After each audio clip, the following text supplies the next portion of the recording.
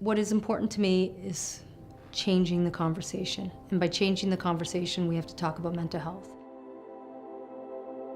I have bipolar disorder. There's addiction in my family. I deal with depression and anxiety My every son, day. Jake Iliopoulos, ended his life. I fight through it every day.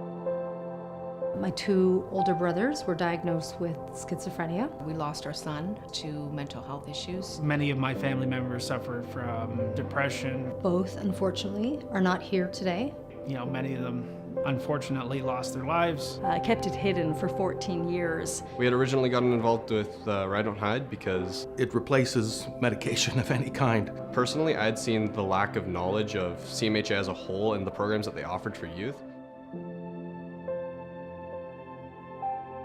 Once I finally came out about my illness, there's been no going back.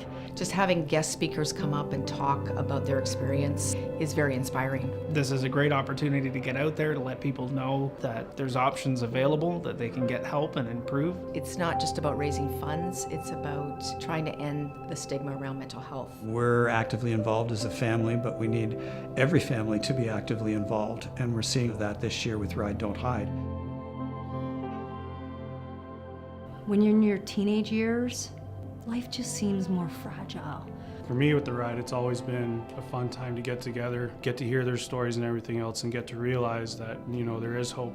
And you need a safe space, and you need to know that it's okay not to feel okay. Mental illness is not an isolated incident. It's something that impacts all of us. So, you know, if there's ways that we can all play a part, I think this is definitely one of those times to do that. It was a place for us to put our energy to start to make a difference around mental health. Ride Don't Hide puts right out there the issue of mental illness and that we should be talking about it. And I see how it's helping people, and that's why I continue to ride.